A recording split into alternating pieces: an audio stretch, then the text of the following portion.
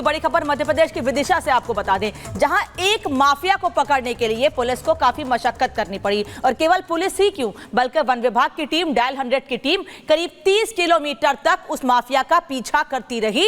ये तस्वीर आपको इस वक्त दिखा रहे हैं। आगे आगे माफिया भाग रहा है, पीछे पीछे पुलिस भाग रही है। 3 थानों की पुलिस एक माफिया को पकड़ने के लिए मध्य प्रदेश में लगी हुई थी। 30 किलोमीटर तक माफिया ने भगाया पुलिस को। एक तरफ मध्य प्रदेश पुलिस के अपने बड़े दावे हैं कि वहां पर भी अपराध कम हुआ है, माफियाओं पर नकेल कसी जा रही है, लेकिन कैसे एक माफिया ने पुलिस को, केवल एक थाने की पुलिस को नहीं बल्कि 3 अलग अलग थानों की पुलिस को अपने पीछे 30 किलोमीटर तक भगाया। टीम के द्वारा बताया गया कि बड़ी चालाकी से ट्रैक्टर द्वारा चालू करके दबंग लोगों द्वारा वहाँ से ट्रैक्टर फरार हो रहा है। यहाँ से तत्काल टीम पहुँची, दूसरे तरफ से इधर मावन की ओर टीम और ट्रैक्टर लड़ाते हुए वो टकराई गई। ये जो ट्रैक्टर पकड़ा गया आइसर, ये भीलाखेड़ी का है और इसके द्वारा मुंडेला जो कि दक्षिण रेंज में भीड़ लगती है, वहाँ पर वन अपराध प्रकरण दर्ज किया गया है। इनके खिलाफ FIR भी है। ये आपराधिक प्रवृत्ति के हैं, आदतन अपराधी हैं। और इसी खबर पर सत्य विजय हमारे संवाददाता जुड़ गए हैं। सत्य विजय, एक माफिया ने 30 किलोमीटर तक पुलिस को लगातार भगाया, दौड़ाया और आखिरकार 3 बदमाशों को पुलिस ने गिरफ्तार कर ही लिया। जी बिल्कुल, देखिए मध्य प्रदेश पुलिस और प्रशासन की बात की जाए तो तमाम दावे किए जाते हैं कि यहाँ पर लॉ एंड ऑर्डर की व्यवस्था काफी अच्छी है। लेकिन जो तस्वीरें विदिशा के लटेरी की हम दिखा रहे हैं, जहाँ पर की जो जंगल माफिया है, जिसकी शिकायत मिली वन विभाग की टीम को कि वो जंगल में अवैध तरीके से लकड़ी काट रहा है और जंगल की जमीन को खेती लायक बना रहा है। इसके बाद वन विभाग की टीम पहुंचती है, लेकिन वन विभाग की टीम को चकमा देकर जो जंगल माफिया अपना ट्रैक्टर लेकर वहां से भागता है और इस दौरान करीब 3 थानों की पुलिस 8 गाड़ियों से उसे पकड़ने की कोशिश करती है। लेकिन देखिए, एक ट्रैक्टर है जिसे कि जंगल माफिया चला रहा है, उसे पकड़ने के लिए 30 किलोमीटर तक पुलिस को चकमा वो देता रहा। इसके बाद पुलिस उस माफिया को पकड़ पाई। हालांकि बाद में ट्रैक्टर को, बोलेरो को और जो अवैध लकड़ी है उसे जब्त कर लिया। लेकिन तस्वीरें काफी सवाल खड़े करती हैं कि जो रास्ता है, ट्रैक्टर के पीछे डायल 100 की गाड़ी है जो कि सफारी है। सफारी की स्पीड और ट्रैक्टर की स्पीड का आप अंदाजा लगा सकते हैं।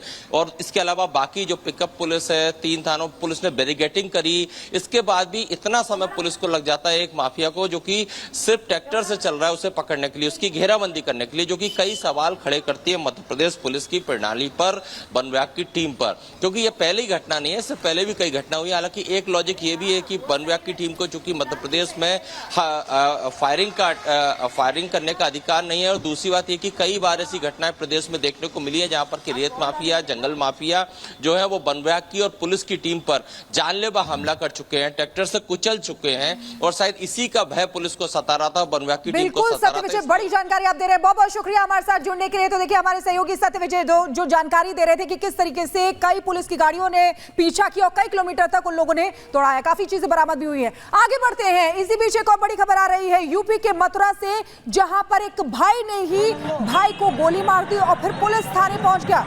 ये खबर आपको बता रहे हैं, जहां पर एक जमीनी विवाद में भाई को गोली मारकर पुलिस चौकी पहुंचा, तमंचा लहराते हुए। ये वीडियो जो हम आपको दिखा रहे हैं ये वायरल हुआ है। ये देखिए किस तरीके से तमंचा लहराता हुआ नजर आ रहा है। पुलिस चौकी के दरवाजे पर ही यहाँ पर तमंचा लहराता हुआ ये नजर आ रहा है। यूपी के मथुरा की एक खबर है, जहाँ पर जमीनी विवाद चल रहा था, जानकारी मिल रही है, और उसमें अपने भाई को गोली मारी और फिर उसके बाद पुलिस चौकी पहुंच गया, तमंचा लहरा रहा है पुलिस चौकी पहुंच के। आप देखिए किस तरीके से कानून का कोई डर नहीं, बेखौफ होकर यहाँ पर तमंचा लहराता हुआ ये शख्स नजर आ रहा है। जमीन का विवाद चल रहा था दोनों भाइयों के बीच, और पैसे के लेन देन और जमीन के विवाद के बीच उसने अपने भाई को ही गोली मार दी।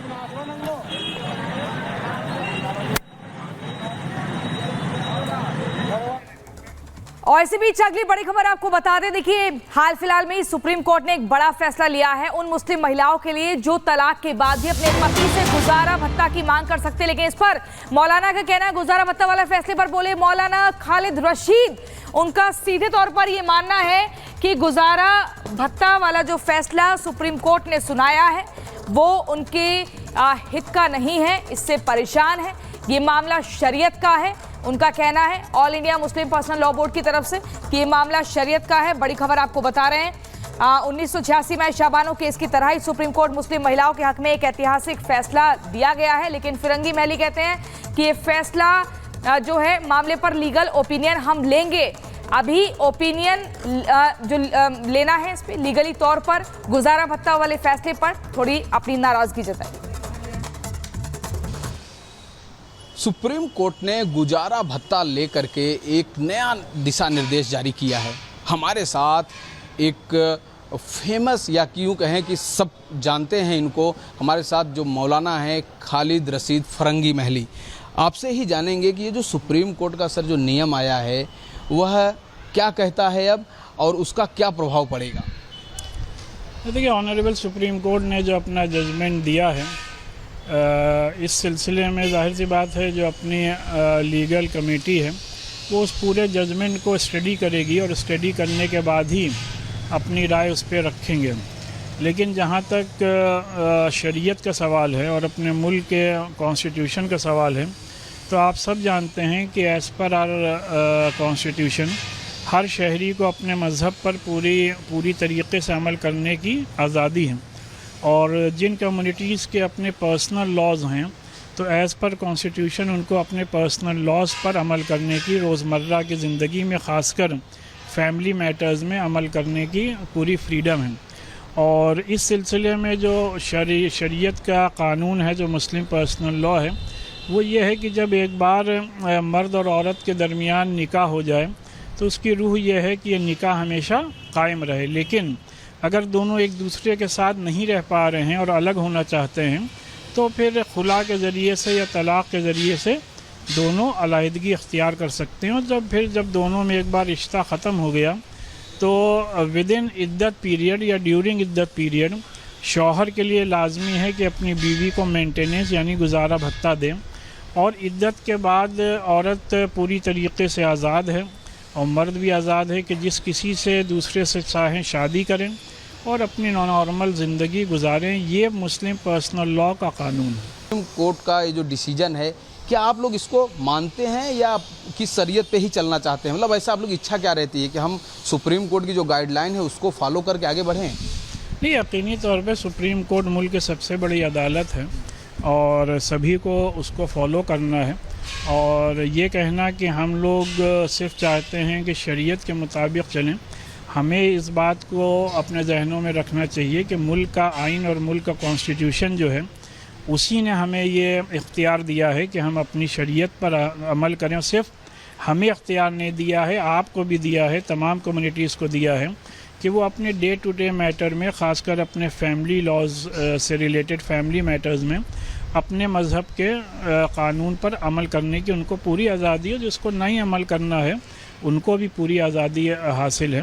लेकिन ज़ाहिर सी बात है, मेरा मानना यही है कि जो इख्तियारात कॉन्स्टिट्यूशन ने हमें आपको दे रखे हैं वो हमसे ना छीने जाएं।